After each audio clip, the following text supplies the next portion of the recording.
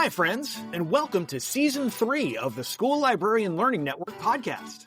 I'm Steve Tatro, often known as Dr. T Loves Books, and I love talking about all things related to school libraries. I'm an old dog who's always trying to learn new tricks. That's why in each episode of the SLLN podcast, I'll chat with a school librarian about a lesson, program, or activity they love. Hopefully, this can be a place for school librarians to get ideas and find new ways to engage with their students and staff. Speaking of which, I'd love to hear about what you and your friends are doing in your school library. Email me at drtlovesbooks@gmail.com. That's drtlovesbooks@gmail.com to tell me about what you're doing, offer feedback about the SLLN podcast, or to request a podcast sticker. As Amy Herman likes to say, being a guest on a podcast is a great way to show your admins you are engaged in meaningful professional development and leadership in the profession. So drop me a line and let's chat. That being said, the opinions and ideas shared in this podcast by myself and my guests are our own and do not reflect those of our school districts. I just like to geek out about school libraries. So without further ado, let's get to this week's episode. Hey everybody, we are back and I have pulled off a coup. I have managed to land the one, the only Rain Smith, and I am very excited. So before I jump ahead, I usually jump ahead like for 5 minutes, but instead I'm just going to say, welcome Rain. Why don't you tell people who you are, where you are, what you do? Hi, I'm Rain Smith. I'm the School Library Media Specialist at Whiteland Community High School, which is a suburban high school in the Clark Pleasant Community School District, which is just south of Indianapolis. So if Indianapolis is a clock, we're just under 6 o'clock in the adjoining county. Good to know. Growing suburban district. I'm in a building that's under construction, a massive construction project. We're currently a 2-building campus school. We're going to all end up under one roof when it's done. Okay. There's a 3-story academic wing due to open this summer on the front of our building. My library is in a temporary space this year because the cafeteria was torn down over the summer and we had to have a cafeteria. So that's the library is a cafeteria right now. That's like my nightmare. I know. And I'm in a temporary classroom space. And then I moved to my second temporary space this summer. And then I will finally get to come home to my fully remodeled library in 2028. Well, I'll tell you, folks, if you're not following Rain on Bluesky, you definitely want to because she's been posting some pictures of the different stuff she's been doing in her spaces, of her mobile library cart. My mobile makerspace. Mobile makerspace. Amazing. So good. And you did those awesome vinyl decals for it and stuff. So wild. I love it. It took me 3 tries to make the vinyl work. I was not a master at it to start, guys. It's a little tricky. My wife has been doing some vinyls for little plant jars that I have. Oh, yeah. I remember seeing those. Yeah. And getting them on there right. It's a little bit of a trick. I had said to Rain before we started recording that I'm cheating a little bit because usually I see somebody has this really cool idea and we talk a little bit online and then they kind of go into the details with me and I'm kind of hearing a lot of the detail, the nitty gritty stuff for the first time, but I've actually seen Rain talk about this before and I am so glad she's here to share this because she shared this at ASL and it was awesome. And it was just, I love what you did with this. So thank you. I'm front loading us a little bit here, but why don't you maybe just want to just tell us the story of like how this kind of came about? You did such a great job when you were kind of walking through it at ASL.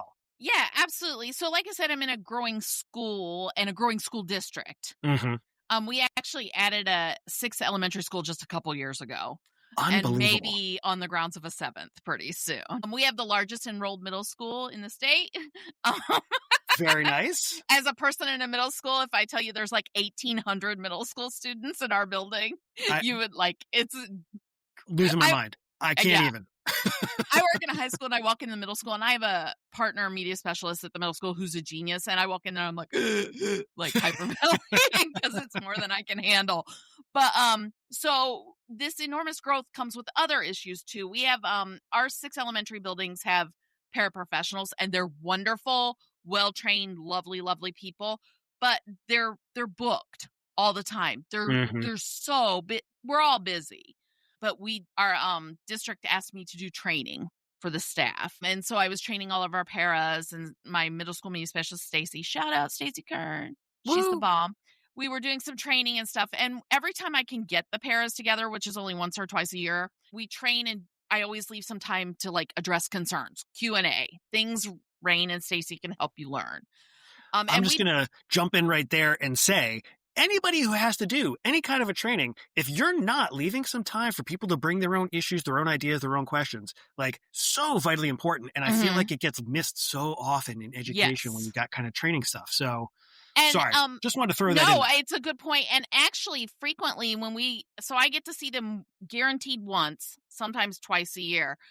So I always try to ask them what they need. So we did this intense training. We shuffle the assistant superintendent off so that they can tell me what they need. And part of the time I dedicate to kind of griping for a little bit, and then we move on to problem solution kind of things. Because sometimes you just need to vent. Yeah. To somebody who understands your job. Oh, 100%.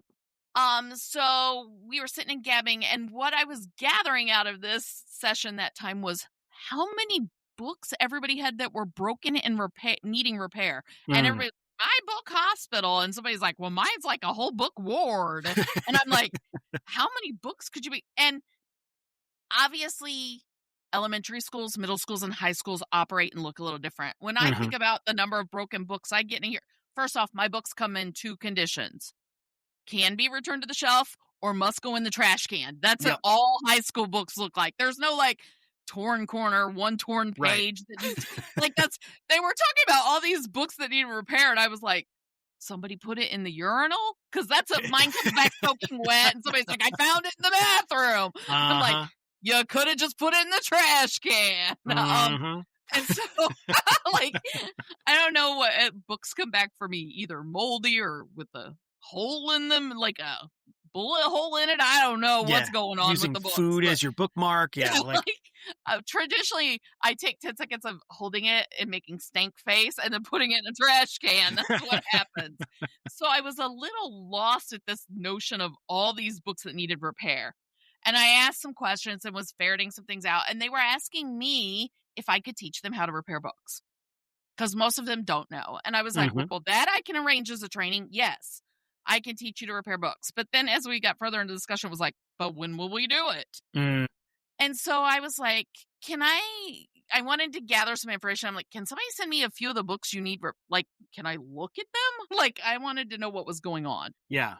And I do have student helpers, student TAs and stuff. And there was a part of me that thought, well, maybe I can train my TAs to fix them. And again, in my brain, I was thinking like a paper box of books from each building. I started digging into the catalog and realizing when they met book hospital, like hundreds and hundreds. And one building had not touched book repair in 3 or 4 years. She had thousands of books sitting in a back room assigned from the catalog to book hospital. And I was, all of a sudden my stomach was turning. I was like, oh. And think about the amount of money that is too. Yes. A, that's books kids don't have access to. B, that's books that would have to be replaced.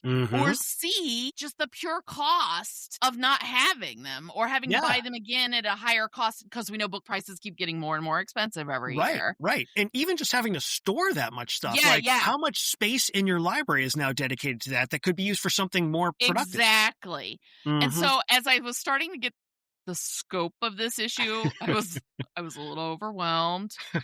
And I talked to my student TAs and was like, well, is this something you'd like to learn or help with? And they were willing, but kind of, because they also have assigned tasks they love to do in my library for me. And I was going to be taking them away from something else. So I was working on it, pondering it. I get a box of books in so I could start looking at what this kind of so a lot of times it was like torn paperback cover or one torn page inside, or the spines come loose with the glue. And I'm like, oh, these are not terrible repairs, like in my brain. And I'm like, especially for some of those paperback Scholastic books, you may only get 3 or 4 more circs out of them, but that's a lot of circulation on 100 books. And so started putting this together in the same time frame. The state of Indiana changed some requirements for the alternative diploma track, which is for students with special needs who are not earning a traditional diploma. And one of those changes included required job hours. Mm-hmm. And there's this list of what a job is. So it could be like a real paying job at McDonald's or something. It could be internship like, but there are this list of requirements of what they must be able to do or learn in a job. So at the same token, our staff that serves that body of students in my building was working really hard to create in-house jobs for students who couldn't get jobs off campus. Okay. And we're talking about hundreds of hours of work Yeah. in your 4 years of high school for this diploma. And so they needed like this regular, steady work. So one of our intense resource teacher, Mary Zogby, shout out to Mary Zogby, Woohoo! who happens to be a huge library lover and friend of my school library. Plus, she worked in her high school library when she was in high school. Outstanding. She loves the library. She came down to see me and she was like, I would like to do a job in the library. I'm like, okay, I don't have anything. Yeah. Like, like not to be like that, but I'm a one-woman operation at the moment. I do not have another adult that works in the library with me, which is really challenging with 2,200 kids, just so y'all know. Yeah. So I work the desk and teach the class and check out the books and buy the books and put the books in the system. Like, I'm a one-woman show. I even answer the phone sometimes. Sometimes being the operative word. So she's like, we could come in once a week and dust or something. And I'm like, yeah, no. I'm like, it's not fair to them. It's not fair to me. Plus, I can't guarantee my library at the time. Well, at any time still, I couldn't guarantee my library space at the time they needed a regular job. I teach classes when classes come to me. I teach when I go somewhere. And it was like, I can't guarantee you access to the space every Thursday from this time to this time. That happens to me sometimes, that the office is great about sending this one sub that's in our building regularly to the library if she doesn't have stuff to do.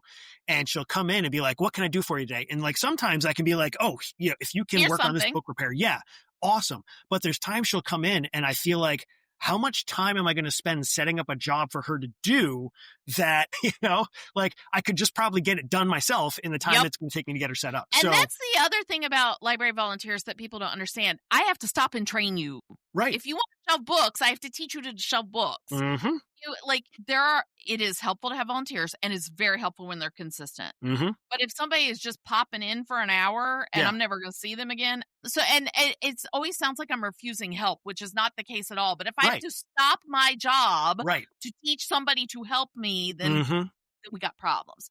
And so as I was pondering this, is about the time we had this training. And then I'm sitting at the desk one day and I'm like, wait, Mary's class could learn to fix books. Woohoo! Problem fixes problem. I felt like there was a cartoon light bulb that literally went off in my head. And my student worker who works next to me was sitting next to me when this happened, literally turned and goes, did you just have an idea? Like, apparently it read on my face. So I called Mary up and I was like, hey, I don't know if this is a thing or not. There's a lot of moving parts, but would you be open to the idea of teaching your kids to fix books? And I told her kind of what was going on and she was elated. The caveat I had was once I taught it, it could not stay in the library. I can't have your class have their meeting, their work every week being here. We have to find them an alternative space. Remember what I said about space in my build? But she was like, yes, if we could set up some sort of like permanent cart and stuff that she could keep in a closet, she would host it in her classroom. Okay.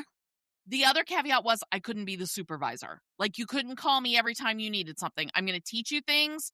I'm happy to come help when you schedule me, but it has to still work into the library scheduling. We can't just pop in and be like, hey, we need you right now, Ms. Smith. Right. Like it doesn't work. So she was down with that. So I asked her to give me a few weeks and let me brainstorm and figure some stuff out. So I started plotting what had to happen. We needed location, supervision, what materials we would have to have, what that would cost, who would supply them, if I could get these elementary paras to give up enough, because, we're all control freaks, library workers, librarians, like giving somebody, relinquishing your broken books to me and trusting that they're going to come back. Although my first sales pitch was, they haven't moved out of that closet in 5 years. Are you going to miss them if we mess them up? Right.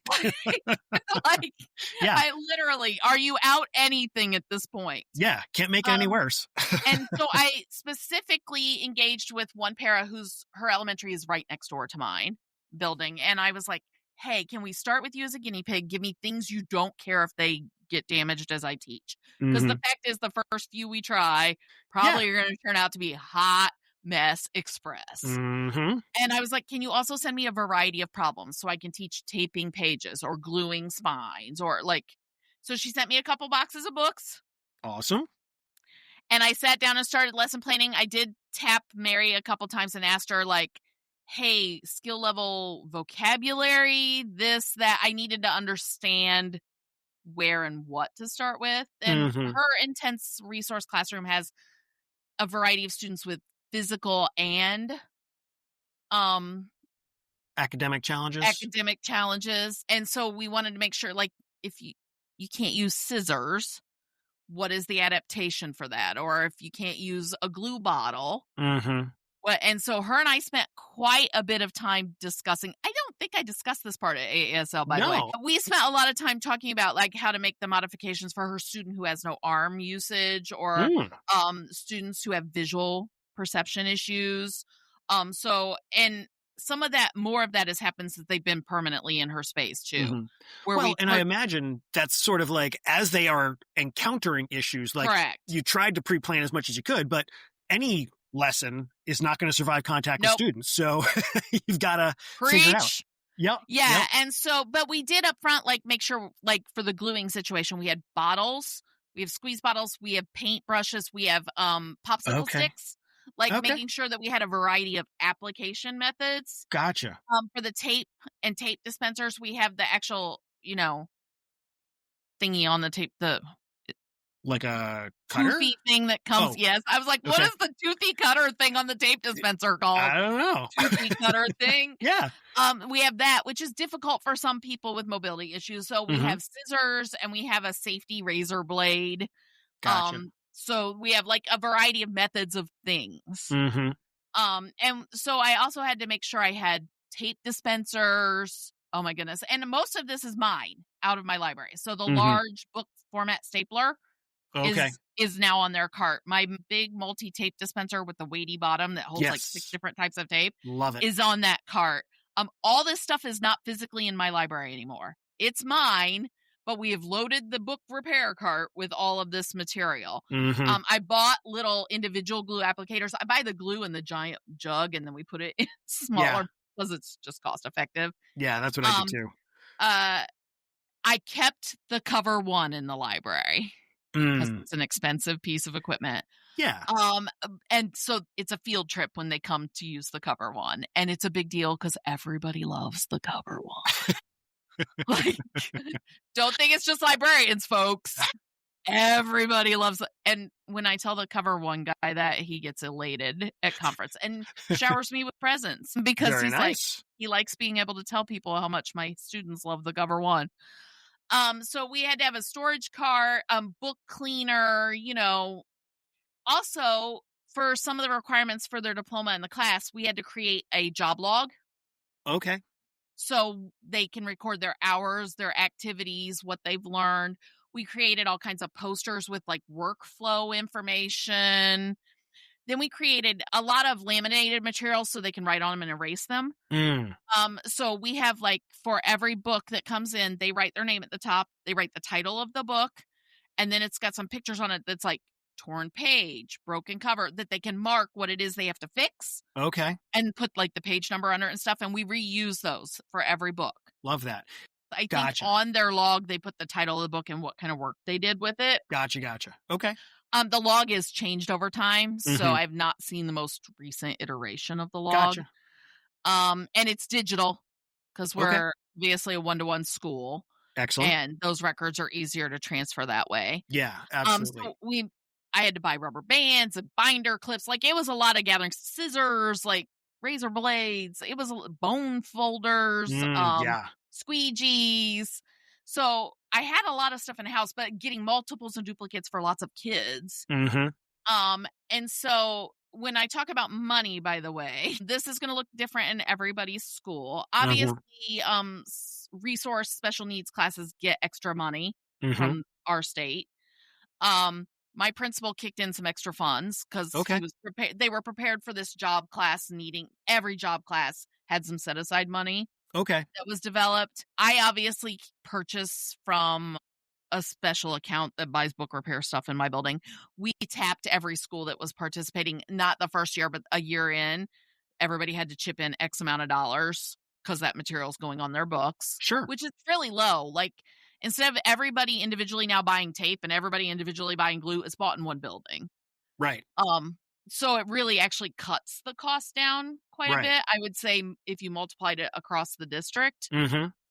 And then we had to make sure how the books move. We have a courier in my district who goes to every building twice a day Okay. to deliver inter-office mail and stuff. We use orange labels for the library. If it's orange in inter-office, it comes to a school library. Oh, that's clever.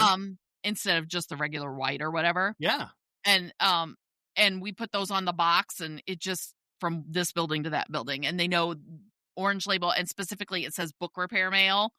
It goes to her room and not to me then. Gotcha. And our courier just drops and picks them up as Nice. needed, and that all operates without me. But we arranged that to begin with. So it took a lot of that. Then I sat down and was like, okay, now what do I need to teach in what order? Right. And so it ended up being we have a modified schedule in my building where we are on a 7 period a day schedule, Monday, Tuesday, Friday.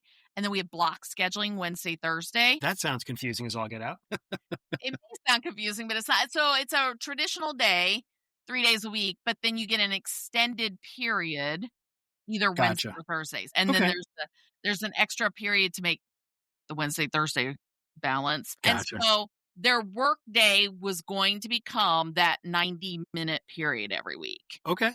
And they do a prep for the Tuesday before. So the regular 42-minute period and then the 90-minute period. So keeping that in mind, I hashed out 5, it ended up being 6 weeks of lessons. My original plan was 5. Sometimes you just got to adjust.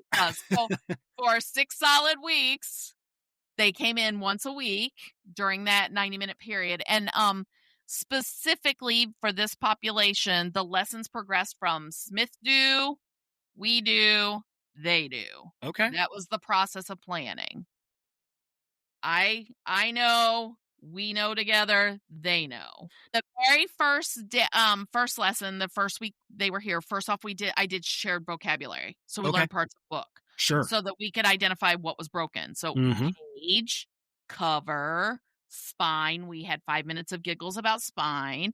And we traced our fingers on the spine of the book and then on Miss Smith's spine because they had the same word. And we talked about why that was. My spine holds me up and together, and the spine of the book holds it up and together. Like, it was not in my plan to teach it, but it's how it went. And so we talked about end pages, and we had jokes about the ends. Like, I had no preparation in my own brain. I've never taught elementary school either. So my elementary school folks are probably like, yeah, you should have known that. And I'm like, no, didn't know that was coming. We talked about corners specifically. So we learned shared vocabulary. And then we looked at the kinds of damage on the books that first lesson and how to mark them on our damage sheet. Okay. So that sheet we have that's dry erase. So it was like, oh, look, this cover's ripped. How would we mark that? Oh, look, I found page 39 hanging out. And so the spine is loose. Ha, ha, ha, spine. and we would do, and so literally lesson 1 was just learning books, broken stuff, just how to, like, touching books. Then we checked out some books in my library because we were around books. So the next week when they came in, we checked. We did check for understanding on all that. And then we started marking on the sheet what we needed to do. And when we identified it, we watched me do it. Okay. And we started with the easy stuff, taping a page, taping the end page, everything with tape. By the way, you're going to eventually hear me tell you that students love tape. Tape, tape, tape, tape, tape. They want to tape everything. They need white tape and glass tape and clear tape and 4-inch wide tape and 1-inch wide. They love tape. I don't understand it. I don't have an obsession with tape, but whatever. So the next week they came in, they did that activity where they taped things with help from the aide that's with them all the time, their teacher and myself. Okay. And then we started looking for other types of damage. Then these lessons progress. So we do the same. It's always, what did we do last time? Watch Miss Smith do it. We do it. And we did that with glue. We did that with, how to rubber band the book together to dry, like how to binder clip things. So I'm just curious about the glue. Like taping's pretty straightforward. How did gluing go? Like, because I actually thought they were more successful at gluing than taping because the glue specifically, 99% of the time, the spine's completely loose. So you're just painting it in a strip and sticking the book back into it. That's fair. That's fair. There are some more complicated glue applications, obviously. Sure, but sure. I thought gluing was easier than taping, but they love tape. Huh. I always make a mess with glue. And even when it's you just got to reattach the spine, I always manage to put too much glue. I mean, I'd rather do too much than not enough. So actually, too much is the trick. Yeah. So the trick I taught the kids is with the wax paper. See, I don't use wax paper. Oh, well, maybe I need to use wax paper. Maybe that's your first problem. So as a side note, one of the resources we keep in this class, Demco has a library of book repair videos that are accessible. Okay. And in my presentation, I gave it as a QR code. It's real easy to get to. We let students review those as well whenever they need. If you don't know a lot about book repair, those are very, very handy. Like, I keep shouting out Demco. They eventually owe me money. I like their products a lot, and they always give me great service. So I buy all my book repair material from Demco as well. So, and their videos are there. So it's easy peasy. And for the students, especially because they're identifying the product I have given them with what's in the video. Right. So very easy transfer. Very easy transfer. Yeah. And then eventually I got to show them the cover one. Mm. And it's magic. I actually love the cover one as well. I'm guilty. If y'all don't know what a cover one is, it's a machine that heats up a plate where you stick this pre-made glue strip into your spine when your spine is broken. You can set it on the plate, depending on the thickness of the book, for an amount of time. It beeps at you, and it has a little cooling fan. You set it down to cool off the hot spine, so the hot glue melts into the edges of the pages and reattaches your book. So we did all that, and then we spent a couple weeks together where it was the teacher, aide, I, and the students were pairing together, and then they came back. I added another week where they came back and I watched. I didn't answer questions unless desperate. I just was there if they needed me, but I wanted to see them do it before I sent them away. Yeah. And so after that, they moved back to Mary's room. We had hung the posters. We had set up the cart for her. I only hear from them when they schedule to come see the cover one, or they need supplies from me. Usually I get more advance notice, and we've gotten better. So this is our 2.5 year into our third. We've gotten better about telling Miss Smith before we run out of supplies that we've run out of supplies. But in the beginning, I would get somebody running down here shrieking, "But I need this tape!" And it'll just roll. And I'm like, I don't know which one that is. I could tell by size what it was, but I'm like, is this tape clear or white or has stringy things in it? Like, that's my question. So I can give them the right, because I keep the extra stuff boxes still in the library. And every once in a while, I do need book tape. Like, I have a roll for myself. Yeah.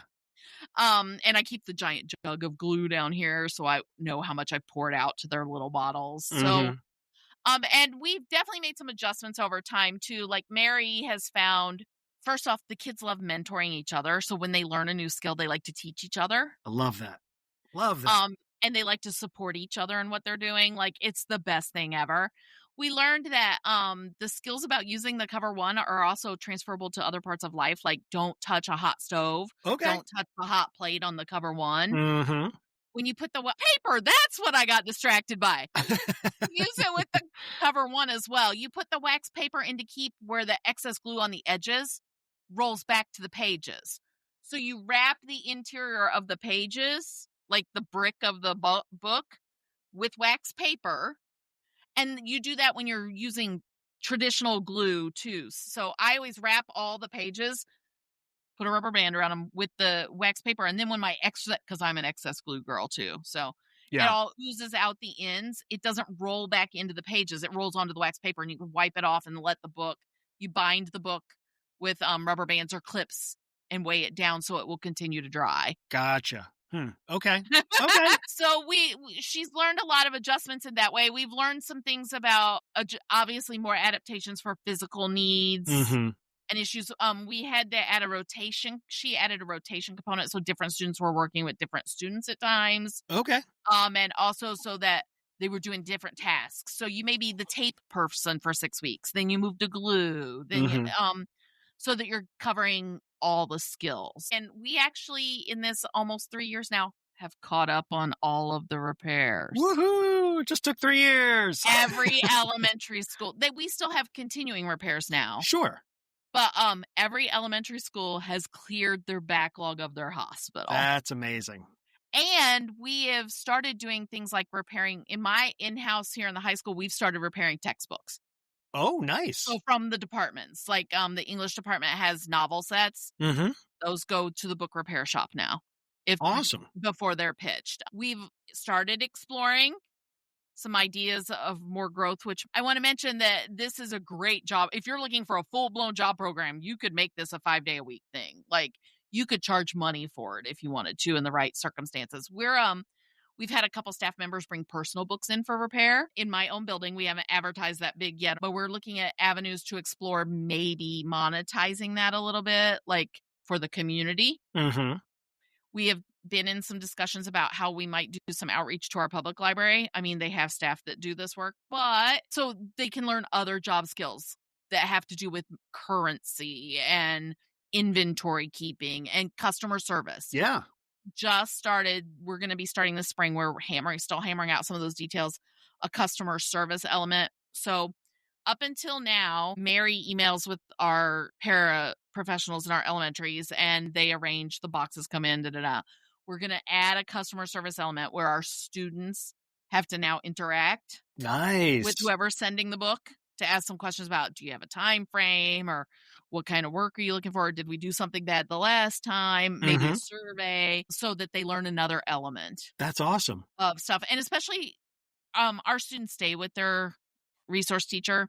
So now we're in our third year. Some of these kids are in their third year of the book repair shop. That's awesome. So being able to add another element, and obviously we have to adapt the logs. It's not a bad thing.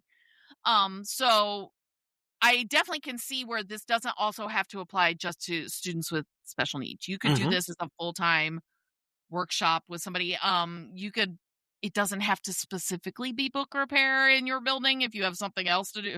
Furniture repair, I don't know. But for us, this is what we needed.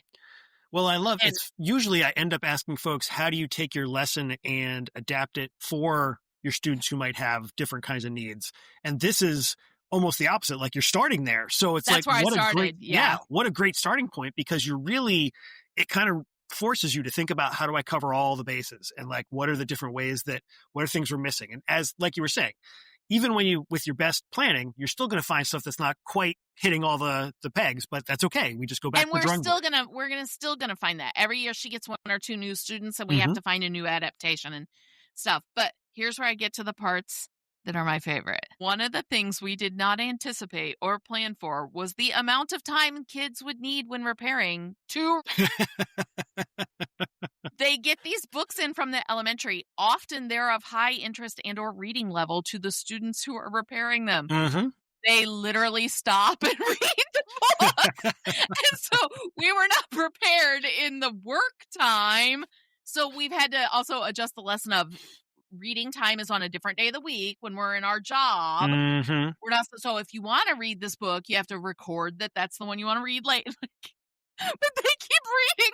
It's magnificent. Like, as a librarian, it's the best happy accent. I would like to take all the credit for readership going up in that population of my school. And they come and check out more books for me as well. And it's just the happiest accident. And they love seeing what the littles are reading too. They love knowing what our elementary school kids are interested in. I've heard some note passing has started happening recently where they'll leave a sticky note on a book and be like, "We hope you love it," or "I liked this That's book so too." nice.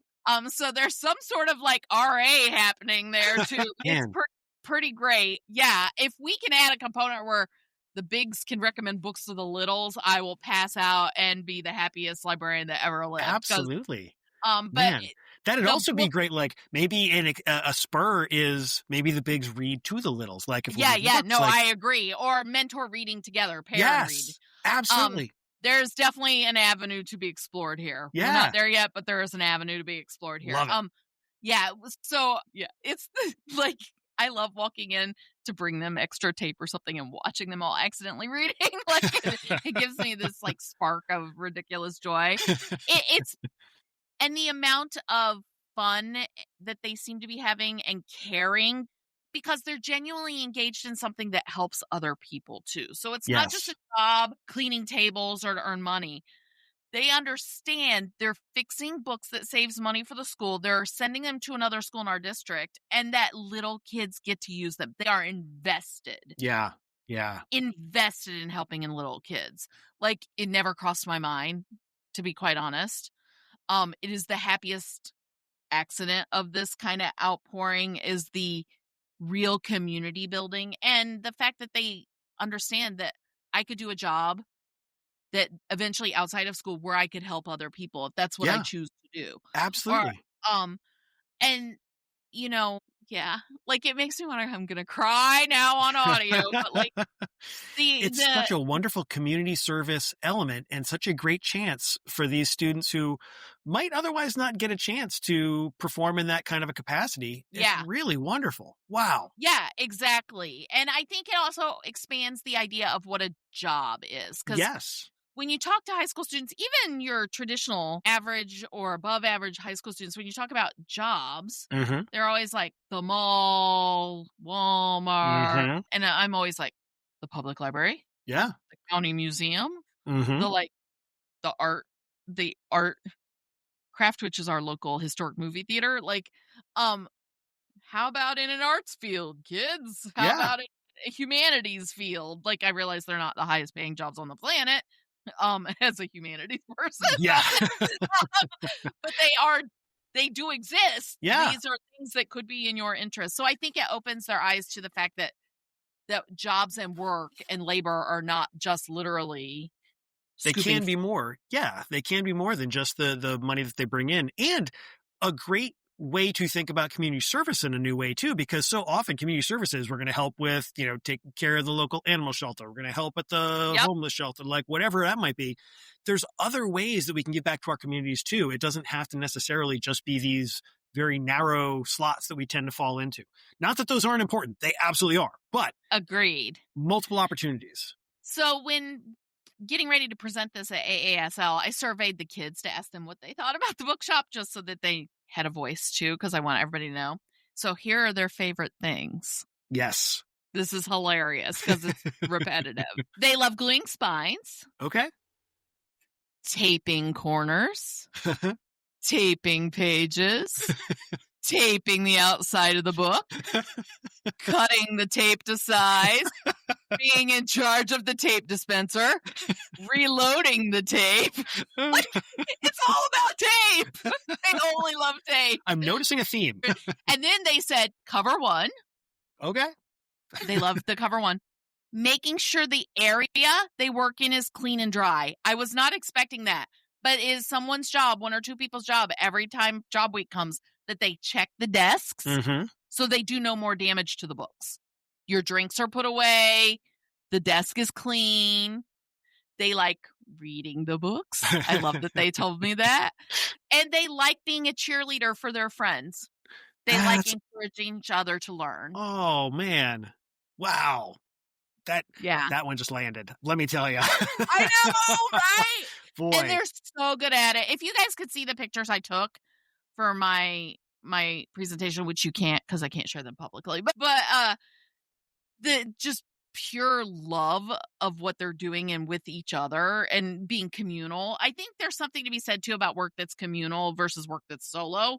Yeah. And we all work in if you work in a school, you work in a library, you're doing, even though we often do solo work, we're doing communal work. Yeah. And it's part of the reason you got this job. Like none of us wanted to sit in a cubby with a red stapler all day. And so I think that gives an exposure to a type of job they weren't prepared for, potentially. Yeah. In that sense, too. Love it. And to give Mary some credence, because I also asked Mary what she thought, she told me at first she was really, really overwhelmed at the idea, because it's a lot to take on. And I think no matter what job they'd have landed on, it would have been overwhelming. That you're planning a whole program for 4 years of a kid in high school to learn job skills. And it's a lot. But she was like, but I trusted you, which I think is important. I want to highlight that, for especially because it's others. I think it's my school librarian friends that are listening. The fact that the work you're doing to build community in your school translates to when I walk to another community member in my school and say, hey, I have this idea for you that's eventually going to be all yours. Here we go. She was scared, but she trusted that I was going to support her and get her where she needed to be. And then I'd hear what she needs to call me.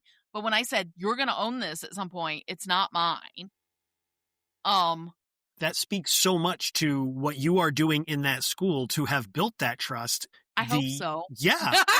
I think it absolutely does.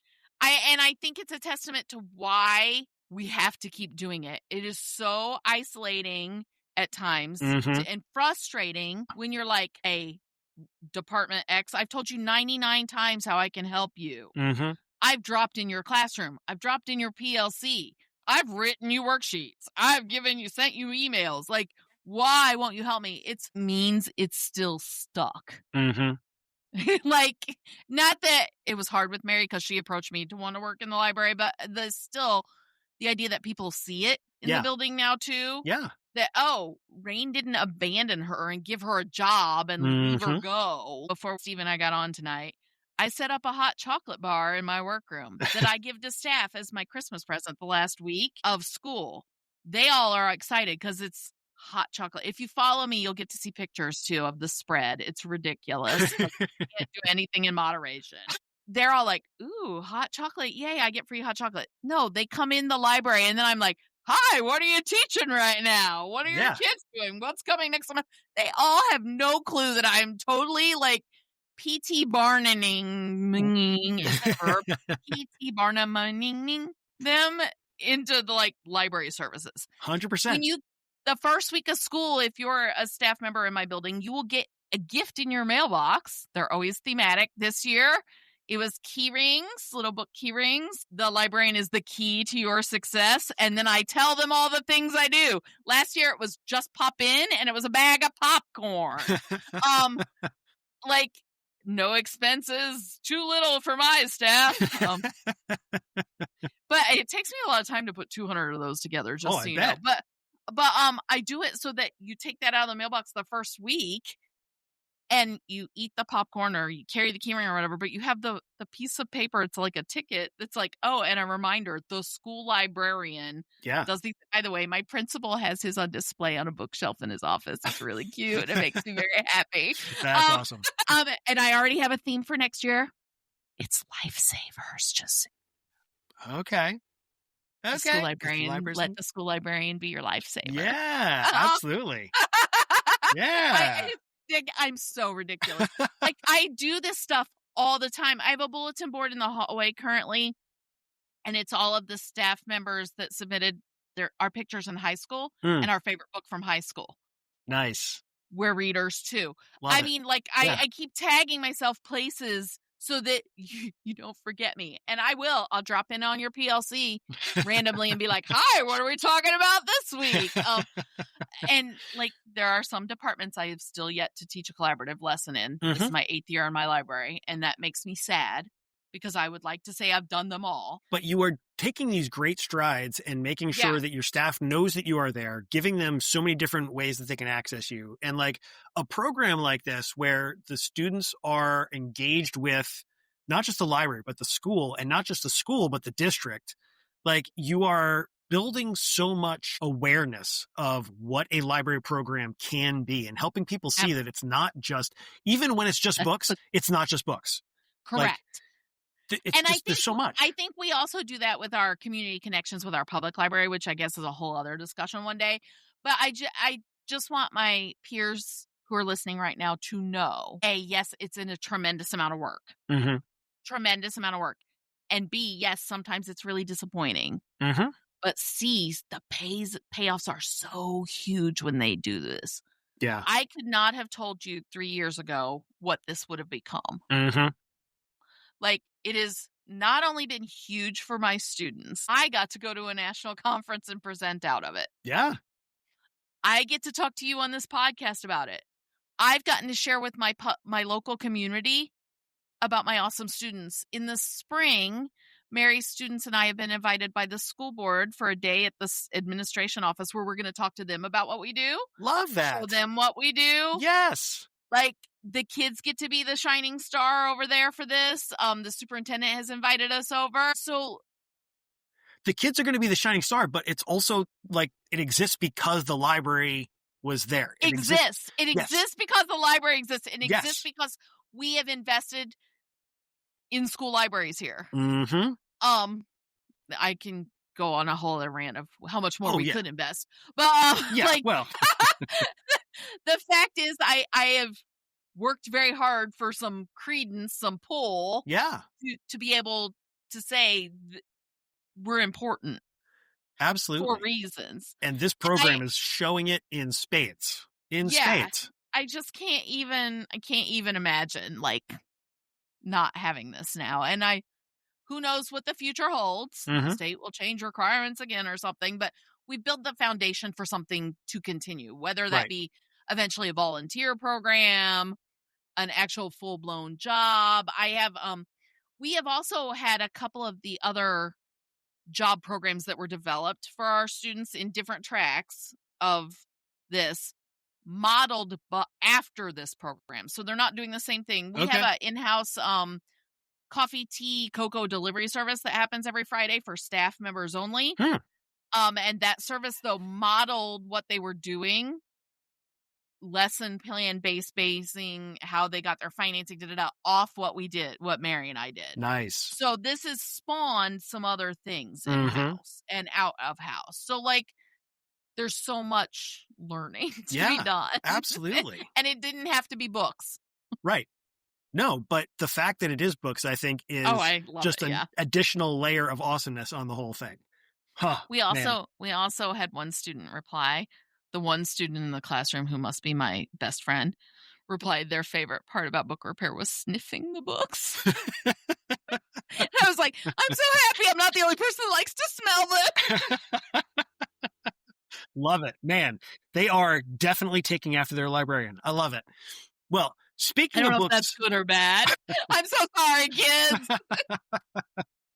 Speaking of books, speaking of things that we like to sniff, I guess, I think it's now time to take a 90-degree turn and go into our book break. Book break. Squiddy. Book break. Love the book break. So anything you want to share, personal, professional, whatever it is, staff, students, just for sitting on the beach and enjoying, or sitting in front of the fire and drinking a cup of mulled wine. I'm going to go with this book is a combination of personal and professional. Love it.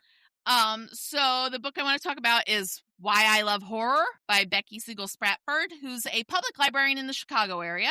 Excellent. And she's published a couple other pieces, like professional books with ALA Publishing before. This is her first book. So Becky has worked for years with the Horror Writers Association of America. I think she's been their secretary and some other thing. Like, she's known to horror writers, and they know and love her. And I love her too. But this book is, she asked popular current horror writers why they love horror, and to write that in short essay format. And then she introduces every essay with what I like to call reader's advisory.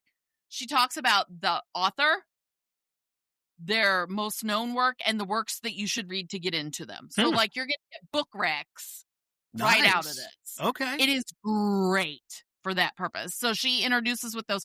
And, this is a who's who. So if you're a horror reader, you will know these names. If you're not a horror reader, you should become one. says Rain, the horror fan. But like, it's a who's who of who's writing in horror right now. Haley Piper, Gabino Iglesias, Stephen Graham Jones, Cynthia Palaio, like genuinely awesome. Grady Hendrix, which he probably has my favorite piece in here. And so it is a great way to dip your toe in and get a flavor of different people. What they're writing about, and some of these essays are like literal. Why I read horror. As a kid, I got into and some of these take these twisted, dark, like you don't know if it's true or not. And some are professor, like Stephen Graham Jones is kind of professory. Like, here's the thoughtful, intelligent, ecology reason we write. Like they're kind of a little, and Becky threads them together through the book, kind of lumped by what they do, and progressively moves you through the book, which is really, really well done. It gives a great high and low, kind of like reading fiction would. I mean, it's non-fiction, but part fiction. Kind of mashed it all together. I love it. Mashed together. And for every student I've given this to so far, they have been able to pick up other authors, their full books afterwards. I have one student who passed it around her whole family. I had to come in every day to tell me about a different story she read, which was pretty fantastic. I love that. So I taught a genre lit class for years.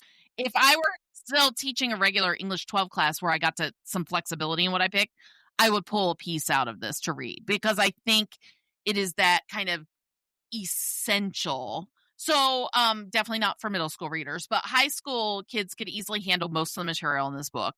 But it's a real great way to introduce students to this genre and how this kind of writing works. It also sort of sounds like it would be good for, like, sometimes you might get challenges about this book is so violent. Why would we have horror stuff? Yep. It sounds like there's some rationale in there to be able to say, oh, absolutely. Why? And if you have not read essays on why you should be reading horror, or books about why we should include horror for students, including at grade school, we need to be scared. It's part of what builds resilience. Like, it's one of the things when we talk about challenges of any material, I'm always like, guys, I'd like your children to do drugs in the streets. No, I want them to read about it in a book. Right. Like, it's safe on your couch. Right. In your home. It is not safe for them to first encounter it down on the corner. Right. Like, so I know that sounds strange. Like, I don't want your kids to ever encounter drugs, obviously, but we learn through reading, learn by other people's reactions we see in reading. And so that's no different in horror. It's no different. And actually being physically scared in a safe situation teaches us how to react when we're physically scared in a scary situation. Like, it trains our body. Right. It trains our mind. And so, yeah, absolutely. I think this would totally work for that too. There are definitely essays that address that. Love it. I happen to be a horror reader, so I probably a little biased in being like, read a horror book. Which, by the way, if I wouldn't have picked this one, my next 5 would have been horror. So, just so you know, if you have not read Stephen Graham Jones' The Buffalo Hunter, it's probably the best book that was written this year, in my humble opinion. I believe it will be taught as canon at some point. The writing is that incredible. Okay. And I know people brush off horror as genre writing that shouldn't be taught as canon, but bull hockey. Like, it is a master class in writing. Master class. Okay. Just so y'all know. On the short list. Genius. Like, and that's me reading it from a literature teacher perspective in that sense. Yeah. Like, not as a horror genre lover. It is mastercrafted. Man. I'm dumbfounded somebody is that talented. I'm sort of kind of jelly. Well, that's definitely going but I'm on. Really happy it exists. Yeah. Like, and by the way, that's the other book that's highly circulating out of my library right now, because every school library takes the flavor of the librarian that does it. The other humorous part is well, obviously graphic novels and manga are always in the top, because everybody loves them. I love them too. But the other ones that really highly circulate in my library are romance. And I hate romance, and every student knows it. And it's kind of humorous to come in, because they'll be like, we're going to challenge Miss Smith with a romance rec today. Hi, Miss Smith, can you recommend a book where specifically a girl feels this way about the boy, and then and I'm like, come on, guys, this hurts. Why are you asking me once again? I do not read romance, but let me see what I can do for you, or I'll phone a friend. So it's kind of you got to be able to call a friend. Yeah, absolutely, because we can't be experts at all of it by any means. No, but what's really funny though is the amount of horror and romance that circulates out of my library. Like, we have other books, kids, but apparently everybody likes kissing and stabbing. This is all we like to do. Hopefully we're going to keep those two things separated, but... No, there was a hot little while a couple years ago where everybody came in and was recommending specifically. They were like, can we have some sort of mystery murder book with a little bit of romance in it? And I'm like, what? Like, it was a trend for a hot second where I was like, why? As a person who deeply doesn't love romance, but I'm like, I don't understand. You need some romance to make your horror palatable. Your horror of it, like, I don't understand. You want the boy to be stabbed in the end? Like, somebody please explain to me. But it was trendy, especially in high school YA for a little while, that it's not really a romance. There's like a tiny romantic thread woven in each murder mystery. But I was just like, my brain could not comprehend. And then I went off on a tangent where I'm like, what if you wrote it like a Hallmark Christmas movie, but then there was like murder? Hallmark Christmas movie, but Silent Night, Deadly Night. Yeah. Like, Hallmark could do the whole like summer of horror or something, but it'd be romance. I don't know. You're welcome, Hallmark. I'm also helping you out. Like, everyone owes me residuals today. Well, we all owe you a huge debt of thanks, because this is such an awesome program that you do with your students. And I am just so grateful that you came and shared it, because I know folks are going to want to figure this out, play with this, make this work with their students. Because like you were saying, so many great benefits to this for the students, for the school, for the district, that just, I don't know why people would not be rushing out to start implementing this like tomorrow. So I do know that finances might be a reason. Fair enough. So I will say, to remind you, that many states have grants related to job work in schools and job programming. So make sure you're looking at that. Make sure you're looking at funding through like a local philanthropy group or local college. Like, there are avenues, if it's not funded within, that's easy to get to you. There are absolutely avenues to get the money. Love that. Another great tip. Man, you are just an unending font, nonstop font of wisdom here. I love it. Thank you so much. I really, truly appreciate you taking the time, sharing all this. It's really awesome. If folks want to catch up with you online, because they absolutely should, where should they go looking for you? If you want library and my personal, you can catch me on Bluesky, Simply Rain. Just know that my Bluesky is a mix of everything, because I talk about my whole life there. You'll learn that I'm a caregiver at home, and that I have a ridiculous addiction to earrings. And then if you're just wanting school stuff, I have a school Insta, and that's at WCHS MEDCTR Med Center. All right. Awesome. I know people are going to want to add you right to their list, because again, so much goodness, so much awesomeness, so much happiness, so much school library joy. Thank you so much. I love being a school librarian. It is really the best job. It really is the best job. Everybody's like, okay, Rain. I'm with you. I'm right there. My therapist always tells me I need other hobbies besides school library. And I'm like, but that's my happy place. It is. And I got to tell you, sometimes when life gets real rough, the best part of the day is just coming in quiet. I love my school library full of kids. Don't get me wrong.